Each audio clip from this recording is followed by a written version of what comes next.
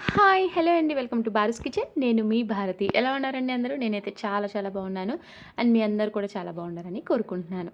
ఈరోజైతే మన వీడియోలో ఇన్‌స్టంట్ హోటల్ టైప్ క్రిస్పీ దోసని చూపించబోతున్నానండి. అది కూడా పిండిలో ఏమి రుబ్బుకునే పని లేకుండా అప్పటికప్పుడు చేసుకొని పెట్టుకోవచ్చనమాట.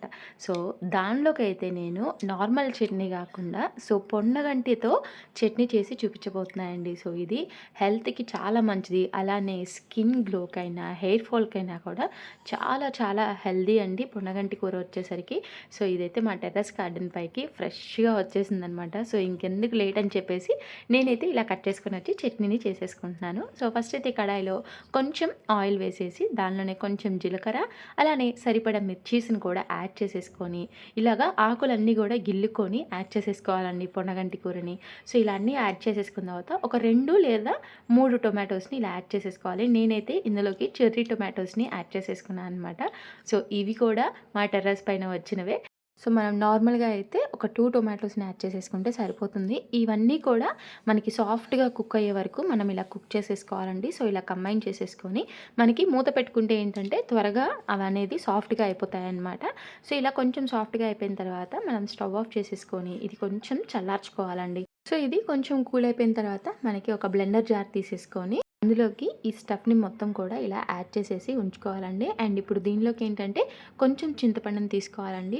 చింతపండు అయితే మీరు పులుపుని బట్టి యాడ్ చేసేసుకోవచ్చు. అలానే కొంచెం ఉప్పును కూడా యాడ్ చేసేసుకొని కొత్తిమీరని ఇలా కాడలతో పాటు ఒక 4, 5 ఇలా యాడ్ చేసేసి ఇలా చక్కగా పేస్ట్ లాగా ప్రిపేర్ చేసేసుకోవాలండి. సో, మీకు మరీ గట్టిగా గనక వస్తే కొంచెం వాటర్ యాడ్ చేసేసుకొని ఇలా పేస్ట్‌లా ప్రిపేర్ చేసేసుకున్న తర్వాత ఒక బౌల్‌లోకి ట్రాన్స్‌ఫర్ చేసుకొని ఇలాగా పోపు కూడా పెట్టేసేసుకుంటే చాలా టేస్టీగా ఉంటుందండి. రైస్‌లోకైనా, మనకి చపాతీలోకైనా, అలానే దోసల్లోకైనా కూడా ఈ చట్నీ అసలు వేరే లెవెల్ అండి. మీరు అసలు ఆలోచించకుండా ప్రిపేర్ చేసేసుకోవచ్చనమాట. సో, అంత బావుంటుంది. అండ్ ఇప్పుడు వచ్చేసరికి ఈ క్రిస్పీ దోసకి కావాల్సినవి ఏంటంటే ఒక బ్లెండర్ తీసేసుకొని నేనిక్కడ ఒక హాఫ్ కప్పు శనగపిండిని తీసుకుంటున్నానండి. అలానే ఒక హాఫ్ కప్పు బియ్యపిండిని తీసుకుంటున్నాను. ఈ రెండిటిని ఈక్వల్ క్వాంటిటీస్‌లో తీసుకున్న తర్వాత ఇక్కడ నేను ఒక్క పొటాటోని తీసుకున్నానండి. సో, మనకు కొంచెం పెద్దగా ఉంటే గనక ఒక పొటాటో సరిపోతుంది. లేదంటే చిన్నవి 2 తీసేసుకోవచ్చు.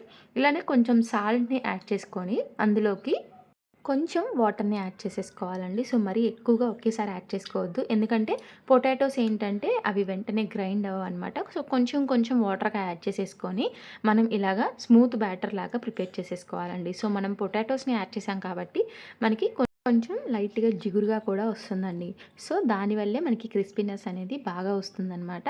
సో, అందులోకి మనం కొంచెం సాల్ట్ అలానే కొంచెం కారాన్ని కూడా యాడ్ చేస్తున్నానండి. సో, కారం యాడ్ చేయడం వల్ల ఏంటంటే మనకి టేస్ట్ చాలా బావుంటుంది. ఎందుకంటే మనం తీసుకున్న శనగపిండి, బియ్యపిండి, పొటాటో కాబట్టి కొంచెం కారం యాడ్ చేసేసుకుంటే మనకి పిల్లలనేది ప్లెయిన్ దోస తిన్నా కూడా ఏంటంటే వాళ్ళకి అంత చప్పగా అనిపించదనమాట. సో, చాలా బావుంటుంది. సో, ప్యాన్‌ని హీట్ చేసేసుకొని ఈ దోసలు వేసుకునేటప్పుడు మాత్రం ఫ్లేమ్ వచ్చేసరికి లో టు మీడియంలో మాత్రమే పెట్టుకోవాలండి. ఎందుకంటే ఆ దోసలనేవి చుట్టుకుపోతాయన్నమాట పిండి మొత్తం కూడా. సో, ఇలాగా మనం యాడ్ చేసేసుకున్న తర్వాత బ్యాటర్‌ని స్ప్రెడ్ చేసేసుకొని కొంచెం ఆయిల్‌ని అప్లై చేసుకున్న తర్వాత మనకి ఇలా చూసారా బ్రౌన్ షేడ్‌లో ఎంత బాగా వచ్చేసిందో.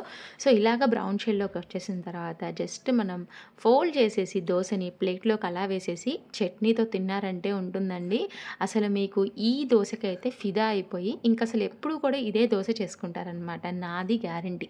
అంత బావుంటుంది టేస్ట్ అయితే. మీరొకసారి ట్రై చేసి తప్పకుండా ఎలా ఉందో కామెంట్ సెక్షన్‌లో కామెంట్ చేయండి.